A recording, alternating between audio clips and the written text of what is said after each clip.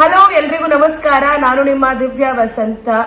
ನೀವು ನೋಡ್ತಿದ್ದೀರಾ ಎಲ್ಲಾ ಮಾಧ್ಯಮಗಳಲ್ಲಿ ಈಗ ನಂದೇ ಸುದ್ದಿ ಬರ್ತಿದೆ. ಈಗ ಹೋಗಿ ಬಂದು ಎಲ್ಲರೂ ನನ್ನ ಹತ್ರನೇ ತಗ್ಲಾಕೋತಿದ್ದಾರೆ. ನಾನು ಯಾರಿಗೆ ಏನ್ ಮಾಡಿದೀನೋ ಗೊತ್ತಿಲ್ಲ, ಅವ್ರದ್ದು ಏನ್ ತಿಂದಿದ್ದೀನೋ ಗೊತ್ತಿಲ್ಲ. ಬಟ್ ನನ್ನನ್ನೇ ಎಲ್ಲರೂ ಕೂಡ ಟಾರ್ಗೆಟ್ ಅನ್ನ ಮಾಡ್ತಿದ್ದಾರೆ. ಯಾಕೆ ಮಾಡ್ತಿದ್ದಾರೆ, ಏನಕ್ಕೆ ಮಾಡ್ತಿದ್ದಾರೆ ಅಂತಾನೂ ಗೊತ್ತಿಲ್ಲ.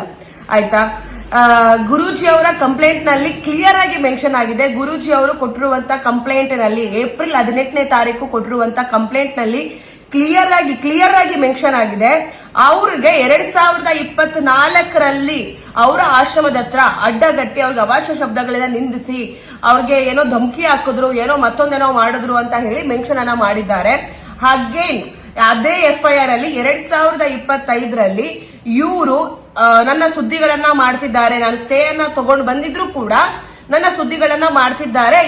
ಇದ್ರ ಪರವಾಗಿ ಕ್ರಮವನ್ನ ತೆಗೆದುಕೊಳ್ಳಿ ಅಂತ ಹೇಳಿ ಕೃಷ್ಣಮೂರ್ತಿ ಅವರು A1, ನಾನು ದಿವ್ಯಾ ವಸಂತ A2 ಅಂದ್ರೆ ನಾನು ಆಂಕರಿಂಗ್ ಮಾಡಿದ್ದೀನಿ ಅನ್ನೋ ಒಂದಿದ್ರಿಂದ ನನ್ನ ಮೇಲೆ ಕಂಪ್ಲೇಂಟ್ ಅನ್ನ ಕೊಟ್ಟಿದ್ದಾರೆ. ಬಟ್ ಈ ಎಲ್ಲಾ ಮಾಧ್ಯಮಗಳು ಏನ್ ಮಾಡ್ತಿದೆ, ಬೇಕು ಅಂತಾನೆ 2024ರಲ್ಲಿ ನಾನು ಸಾಮ್ರಾಟಲ್ಲಿ ಇರ್ಲಿಲ್ಲ.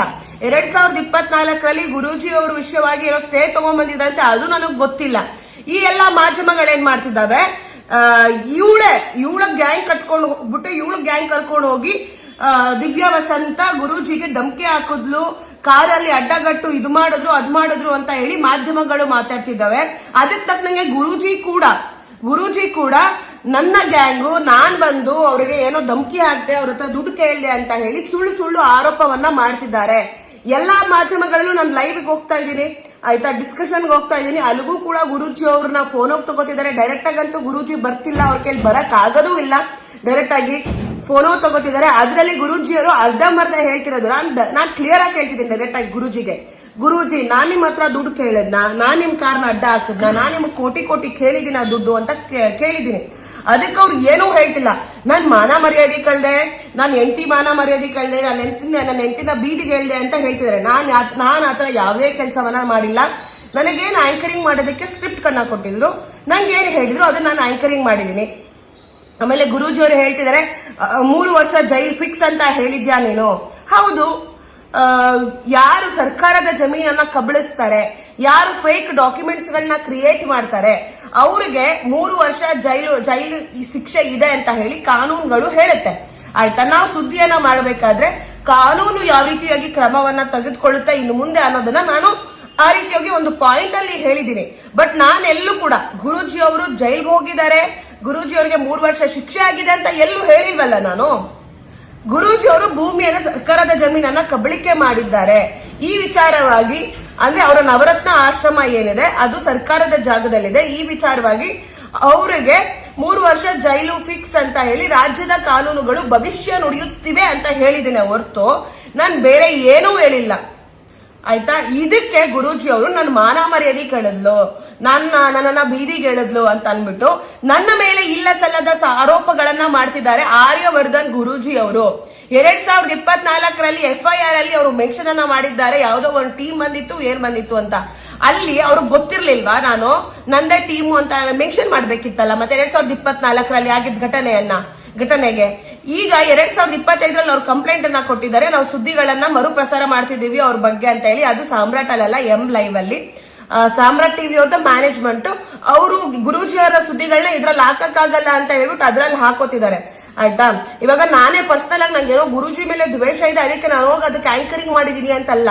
ನಂದೊಂದು ಆಂಕರಿಂಗ್ ಕ್ಲಿಪ್ ತಗೊಂಡಿದ್ರು ಸ್ಟಾರ್ಟಿಂಗ್ ಹೋದಾಗ. ನಾನು M-Liveಗೆ ಚೀಫ್ ಎಡಿಟರ್ ಆಗಿ ಜಾಯ್ನ್ ಆಗೋಕ್ಕಿಂತ ಮುಂಚೆ ಒಂದು ಲುಕ್ ಟೆಸ್ಟ್ ಅಥವಾ ಏನೋ ಒಂದು ಟಾಪಿಕ್ ಬಗ್ಗೆ ಮಾತಾಡ್ಬಿಟ್ಟು ಹೇಳಿ ಅಂತಾರಲ್ಲ, ಮಾತಾಡಿ ಅಂತ ಹೇಳ್ತಾರಲ್ಲ, ಹಂಗೆ ಅದು ಅವಾಗ ಚೆನ್ನಾಗಿತ್ತು ಅಂತ ಅನ್ಸುತ್ತೆ. ಅವ್ರು ಅದಕ್ಕೆ M-Live ಹಾಕೊಂಡಿದ್ದಾರೆ. ಅವ್ರು ಇನ್ನೊಂದು, ಯಾಕಂದ್ರೆ ಗುರೂಜಿ ಅವರ ಬಗ್ಗೆ ಎಷ್ಟೊಂದು ಜನ ಕಂಪ್ಲೇಂಟ್ ಅನ್ನ ಅಂದ್ರೆ ನೊಂದಿರುವಂತ ವ್ಯಕ್ತಿಗಳು ಹೇಳ್ಕೊತಿದಾರಂತೆ, ಗುರೂಜಿ ಅವ್ರ ಬಗ್ಗೆ ಸುದ್ದಿ ಮಾಡಿ ಅಂತ ಹೇಳ್ಕೊತಿದಾರಂತೆ.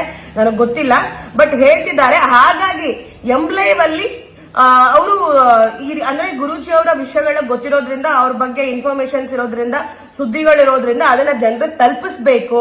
ಯಾವ ಮಾಧ್ಯಮದಲ್ಲೂ ಗುರೂಜಿ ಅವರ ವಿರುದ್ಧವಾಗಿ ಸುದ್ದಿಯನ್ನ ಮಾಡ್ತಿಲ್ಲ. ಇನ್ನು ಗುರೂಜಿ ಅವ್ರನ್ನ ಕೂರಿಸ್ಕೊಂಡು ಭವಿಷ್ಯ ಹೇಗಿದೆ, ಮುಂದಿನ ಭವಿಷ್ಯ ಹೇಗಿದೆ, ಆ ಭವಿಷ್ಯ ಹೇಗಿದೆ ಅಂತ ಕೇಳೋರೇ ಇದ್ದಾರೆ ಹೊರತು ಯಾರು ಕೂಡ ಗುರೂಜಿ ಅವ್ರನ್ನ ಆಪೋಸಿಟ್ ಹಾಕೊಂಡು ಗುರೂಜಿ ಅವ್ರ ವಿರುದ್ಧ ಯಾರು ಸುದ್ದಿಯನ್ನ ಮಾಡಲ್ಲ, ಯಾರು ಕೂಡ ಮಾಡಕ್ ಹೋಗಲ್ಲ, ಆ ಸಾಹಸಕ್ಕೆ ಯಾರು ಕೈ ಹಾಕಲ್ಲ. ನಾವು ಹಾಕೋಣ ಅಂತ ಅನ್ಬಿಟ್ಟು ಎಂಲೈವ್ ಅವರು ಮಾಡ್ತಿದ್ದಾರೆ.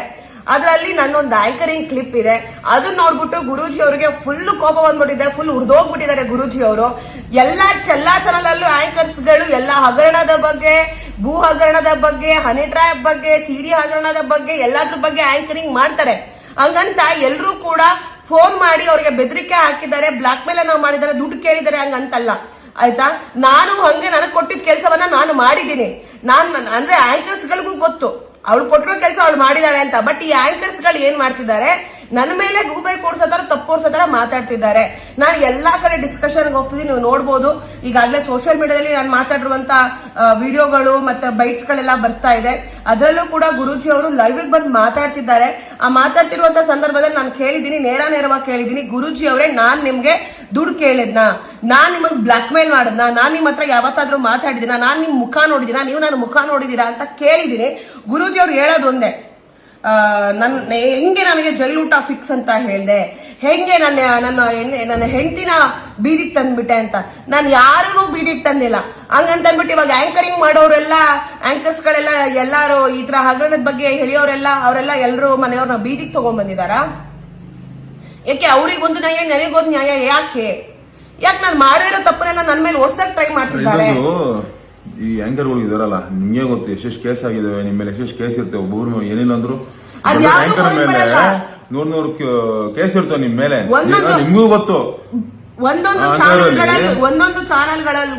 ಚಾನೆಲ್ಗಳಲ್ಲಿ ಎಷ್ಟೆಷ್ಟೋ ಕೇಸ್ಗಳಿರುತ್ತೆ ಆಯ್ತಾ. ಎಲ್ಲಾ ಚಾನೆಲ್ಗಳ ಮೇಲೂ ಕೇಸ್ಗಳಿರುತ್ತೆ. ಎಲ್ಲಾ ಚಾನೆಲ್ಗಳೇನು ಸಾಚಗಳಲ್ಲ ಆಯ್ತಾ.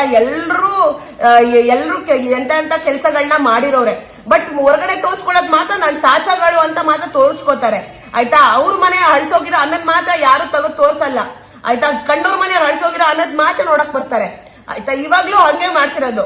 ಮೀಡಿಯಾ ಹೇಗ್ ರನ್ ಆಗುತ್ತೆ, ಮೀಡಿಯಾದಲ್ಲಿ ಹೆಂಗ್ ಕೆಲಸ ನಡೆಯುತ್ತೆ, ಮೀಡಿಯಾದಲ್ಲಿ ಎಂತೆಂತ ಕೆಲಸಗಳು ಮಾಡ್ತಾರೆ, ಎಲ್ಲವೂ ಕೂಡ ಎಲ್ರಿಗೂ ಗೊತ್ತಿರುವಂತದ್ದೇ ಆಯ್ತಾ. ಏನೇನಾಗುತ್ತೆ ಎಲ್ರಿಗೂ ಗೊತ್ತಿರುವಂತದ್ದೇ. ಪವರ್ ಟಿವಿ ಏನಂತ ಹಾಕೊಂಡವ್ರು ಗೊತ್ತಾ, ದಿವ್ಯ ವಸಂತಳ ಕರ್ಮಕಾಂಡ ಅಂದ್ರೆ ಏನ್ ಕರ್ಮಕಾಂಡ ಮಾಡಿದಾಳೆ, ಏನ್ ಮಾಡಿದಾಳೆ? ನಿಮ್ ವಿಡಿಯೋ ಓಡಬೇಕು ಅಂತ ಆತರ ಒಂದು ಹೆಣ್ಮಗಳ ಬಗ್ಗೆ ತಂದಿಲ್ಲ ಅಂತೀರಲ್ಲ ಜನ್ಮಕ್ಕೆ. ಇವಾಗ ಒಂದು ಟಾಪಿಕ್ ಓಡ್ಬೇಕಂತಂದ್ರೆ ಅದಕ್ಕೆ ತಮ್ಮನೇಲ್ ಮುಖ್ಯವಾಗುತ್ತೆ, ಆಮೇಲೆ ಕ್ಯಾಚಿ ಲೈನ್ಸ್ ಗಳು ಮುಖ್ಯವಾಗುತ್ತೆ. ಹಂಗೆ ಅವರು ಕೂಡ ಹಾಕ್ತಿದ್ದಾರೆ. ಹಂಗೆ ಆನಂದ್ ಗುರೂಜಿ ಅವ್ರದ್ದು ವಿಷಯ ವೈರಲ್ ಏನಪ್ಪ, ಕ್ಯಾಚಿ ಲೈನ್ ಬೇಕಿತ್ತು, ತಮ್ಮನೇಲ್ ಬೇಕಿತ್ತು, ಹಂಗೆ ನಮ್ ಚಾನಲ್ ಅವರು ಕೊಟ್ಟಿದ್ದಾರೆ ಆಯ್ತಾ. ಅದ್ರಲ್ಲಿ ಈಗ ಎಲ್ರು ಕೂಡ ಹಿಂಗೆ ಕೆಲಸ ಮಾಡೋದು, ಎಲ್ರು ಕೂಡ ಇದೇ ರೀತಿಯಾಗಿ ಸಿಸ್ಟಮ್ ಹಿಂಗೆ ರನ್ ಆಗೋದು. ಅದಕ್ಕೆ ಇವಾಗ ಅವ್ರು ಮಾಡೋದು ಮಾತ್ರ ಸರಿ, ನಾವ್ ಮಾಡೋದು ಮಾತ್ರ ತಪ್ಪು ಅಂತ ಯಾಕೆ ತೋರ್ಸೋದು? ಯಾರು ಸಾಚ ಇದಾರೆ ಇಲ್ಲಿ? ಯಾರಿದ್ದಾರೆ ಸಾಚ? ಯಾರು ತುಂಬಾ ಒಳ್ಳೆಯವರಿದ್ದೀರಾ ಹೇಳಿ ನೋಡೋಣ. ಯಾವ ಚಾನಲ್ಗಳ ಮೇಲೆ ಕೇಸ್ ಇಲ್ಲ? ಯಾವ ಚಾನಲ್ ತುಂಬಾ ಒಳ್ಳೆ ಸುದ್ದಿಗಳನ್ನ ಜನರಿಗೆ ಕೊಡ್ತಿದ್ದೀರಾ? ಉಪಯುಕ್ತವಾಗುವಂತ ಸುದ್ದಿಗಳನ್ನ ಯಾರು ಕೊಡ್ತಿದ್ದೀರಾ? ಜನರಿಗೆ ಆಗ್ತಿರುವಂತ ಅನ್ಯಾಯದ ಬಗ್ಗೆ ಯಾರು ಮಾತಾಡ್ತಿದ್ದೀರಾ? ಅತ್ಯಾಚಾರಗಳಾಗ್ತಿದೆ ರಾಜ್ಯದಲ್ಲಿ ಹೆಣ್ಮಕ್ಳ ಮೇಲೆ, ಅದ್ರ ಬಗ್ಗೆ ಯಾರು ಮಾತಾಡ್ತಿದ್ದೀರಾ? ಯಾರು ಮಾತಾಡ್ತಿಲ್ಲ. ಬೇಡದೇ ಇರೋ ಸುದ್ದಿಗಳು. ಈಗ ಆನಂದ್ ಗುರೂಜಿದು ನಂದು ಸುದ್ದಿಗಳನ್ನ ತಗೊಂಡು ಎಲ್ಲಾ ಮಾಧ್ಯಮಗಳು ಸುದ್ದಿ ಮಾಡ್ತಿದ್ದಾರೆ. ಯಾರಿಗೂ ಉಪಯೋಗ ಆಗ್ತಿದೆ? ನನಗೂ ಉಪಯೋಗ ಆಗ್ತಿದ್ಯಾ? ಆನಂದ್ ಗುರೂಜಿಗೆ ಉಪಯೋಗ ಆಗ್ತಿದ್ಯಾ? ಆನಂದ್ ಗುರೂಜಿ ಅವ್ರ ಬಗ್ಗೆ ಎಲ್ಲಾ ಲೈವ್ಗಳಲ್ಲೂ ಮಾತಾಡ್ತಾರೆ, ನಾನು ಎಲ್ಲಾ ಲೈವ್ಗಳಲ್ಲೂ ಬಾಯಿ ಬಡ್ಕೋತಾ ಇದ್ದೀನಿ, ನಂದೇನ್ ತಪ್ಪಿದೆ ಹೇಳಿ ಅಂತ. ಏನು ಸಿಕ್ತಿಲ್ಲ, ಏನು ಆಗ್ತಿಲ್ಲ. ಬರೀ ಸುದ್ದಿ ಅವ್ರ ಹೈಪ್ ಆಗ್ಬೇಕು. ಈಗ ಆನಂದ್ ಗುರೂಜಿ ಅವರು ಫೇಮಸ್ ಇದ್ದಾರೆ, ವೈರಲ್ ಇದ್ದಾರೆ. ಇವಾಗ ನಾನು ಫೇಮಸ್ ಇದ್ದೀನಿ, ವೈರಲ್ ಇದ್ದೀನಿ. ವೈರಲ್ ಮುಖಗಳು, ವೈರಲ್ ಫೇಸ್ ಗಳು ಅವರು ಅಂದ್ರೆ ಯಾರ ಹೆಸರನ್ನ ಮಾಡಿರ್ತಾರೆ ಅವ್ರ ಹೆಸರನ್ನ ಹಾಳು ಮಾಡುವಂತ ಕೆಲಸ, ಅವ್ರ ಭವಿಷ್ಯವನ್ನ ಹಾಳು ಮಾಡುವಂತ ಕೆಲಸ ಇವಾಗಿನ ಮಾಧ್ಯಮಗಳು ಮಾಡ್ತಾ ಇದ್ದಾರೆ. ಎಲ್ಲಾ ಮಾಧ್ಯಮಗಳು ಅಂತ ನಾನು ಇಲ್ಲಿ ಹೇಳ್ತಿಲ್ಲ. ಕೆಲವೊಂದು ಮಾಧ್ಯಮಗಳು ಅವ್ರು ಡುವೆಲ್ ಸೈಡ್ ಸುದ್ದಿಯನ್ನ ಮಾಡ್ತಿದ್ದಾರೆ, ಎರಡೂ ಕಡೆ ಸುದ್ದಿಯನ್ನ ಮಾಡ್ತಿದ್ದಾರೆ. ಕೆಲವೊಂದಿಷ್ಟು ಮಾಧ್ಯಮಗಳಿದ್ದಾವೆ ಅವರು ಒಂದ್ ಸೈಡ್ ಸುದ್ದಿಯನ್ನ ಮಾಡ್ತಿದ್ದಾರೆ. ನಾನು ಸತ್ತೋಗಿಲ್ಲ ಗುರು, ಇನ್ನ ನೀವುಗಳು ಆಡ್ತಿರುವಂತ ಆಟಗಳನ್ನ ನೋಡಿ ನಾನು ಇನ್ನೂ ಸತ್ತೋಗಿಲ್ಲ ಆಯ್ತಾ, ಬದುಕಿದೀನಿ. ನೀವ್ ಎಷ್ಟೆಷ್ಟು ನೋವು ಮಾಡಿದಿರ ನನಗೆ, ಯಾವ್ಯಾವ ತರ ಸುಳ್ಳು ಸುದ್ದಿಗಳನ್ನ ಹಬ್ಸಿದಿರಾ, ಈ ಹಿಂದೆ ಯಾವ ರೀತಿ ಹಬ್ಸಿದ್ರಿ, ಈ ಹಿಂದೆನೂ ಕೂಡ ಹೇಗೆ ನನ್ನ ಮಾನ ಮರ್ಯಾದೆಯನ್ನ ಕಳೆದ್ರಿ, ಈ ಹಿಂದೆನೂ ಕೂಡ ಇಲ್ಲ ಸಲ್ಲದ ಗೂಬೆಗಳನ್ನ ನನ್ನ ತಲೆ ಮೇಲೆ ಹೇಗೆ ಕೂರ್ಸಿದ್ರಿ ಅಂತ ನಂಗೆ ಚೆನ್ನಾಗಿ ಗೊತ್ತು ಆಯ್ತಾ. ಅದ್ರ ಬಗ್ಗೆನೂ ಮಾತಾಡ್ತೀನಿ ಒಂದ್ ಹೆಣ್ಮಕ್ಳಿಗೆ ಒಂದ್ ಹೆಣ್ಮಕ್ಳಿಗೆ ಬೆಲೆ ಬೇಡ. ಈ ತರ ಮಾತಾಡ್ತಿರಲ್ಲ, ಬಾಯಿ ಬಂದಂಗ್ ಮಾತಾಡ್ತಿರಲ್ಲ. ಎಕ್ಸ್ಟ್ರಾಕ್ಷನ್ ಕೇಸು ನಮ್ಮ ಮೇಲೆ ಹಾಕಿರೋದು, ಎಕ್ಸ್ಟ್ರಾಕ್ಷನ್ ಕೇಸು. ಇವ್ರು ನಮ್ಮ ಹತ್ರ ಬ್ಲಾಕ್ ಮೇಲ್ ಮಾಡಿ ದುಡ್ಡನ್ನ ಕೇಳ್ತಿದ್ದಾರೆ ಅಂತ ಹೇಳಿ ಎಕ್ಸ್ಟ್ರಾಕ್ಷನ್ ಕೇಸು ಹಾಕಿರೋದು ಈ ಹಿಂದೆ ನಡೆದಂತ ಘಟನೆಯಲ್ಲಿ. ಆದ್ರೆ ಮಾಧ್ಯಮಗಳೇನಂತ ಹೇಳಿದ್ವು, ಹನಿ ಟ್ರ್ಯಾಪ್ ಅಂದ್ವು. ಹೇಳ್ತಿಲ್ಲ ಎಲ್ಲಾ ಮಾಧ್ಯಮಗಳು ಅಂತ ಹೇಳ್ತಿಲ್ಲ, ಕೆಲವೊಂದಷ್ಟು ಮಾಧ್ಯಮಗಳಿವೆ ಕಿತ್ತೋದು ಮಾಧ್ಯಮಗಳು. ಆ ಮಾಧ್ಯಮಗಳೇನಂತ ಹೇಳಿದ್ವು, ಹನಿ ಟ್ರ್ಯಾಪ್ ಅಂತಂದ್ರು. ಎಕ್ಸ್ಟ್ರಾಕ್ಷನ್ಗೂ ಹನಿ ಟ್ರ್ಯಾಪ್ಗೂ ವ್ಯತ್ಯಾಸ ಗೊತ್ತಿರುವಂತಹ ಬುದ್ಧಿಮಾಂದ್ಯ ಆಗಿರುವಂತಹ ಮಾಧ್ಯಮಗಳು, ತಲೆ ಕೆಟ್ಟಿರುವಂತಹ ಮಾಧ್ಯಮಗಳು, ಹುಚ್ಚು ಮಾಧ್ಯಮಗಳು, ಸುಳ್ಳನ್ನ ಹೇಳುವಂತಹ ಮಾಧ್ಯಮಗಳು, ಸುಳ್ಳು ಸುದ್ದಿಗಳನ್ನೇ ಬಿತ್ತರಿಸುವಂತಹ ಮಾಧ್ಯಮಗಳು, TRPಗೋಸ್ಕರ ಕೆಲಸ ಮಾಡುವಂತಹ ಮಾಧ್ಯಮಗಳು ಹನಿ ಟ್ರ್ಯಾಪ್ ಅಂತ ಅಂದ್ರು. ಆದ್ರೆ ಹನಿ ಟ್ರ್ಯಾಪ್ ಆಗಿಲ್ಲ ಅಲ್ಲಿ. ಹನಿ ಟ್ರ್ಯಾಪ್ ಆಗಿಲ್ಲ. ಇವ್ರು ಹನಿ ಟ್ರ್ಯಾಪ್ ಅಂತ ಹೇಳಿ ಯಾಕೆ ಹೇಳಿದ್ರು? ಆಗಿರೋದು 5 ಕೇಸ್ಗೆ ಅವ್ರು ಹೇಳಿದ್ದು 100 ಕೇಸು 100 ಜನರಿಗೆ.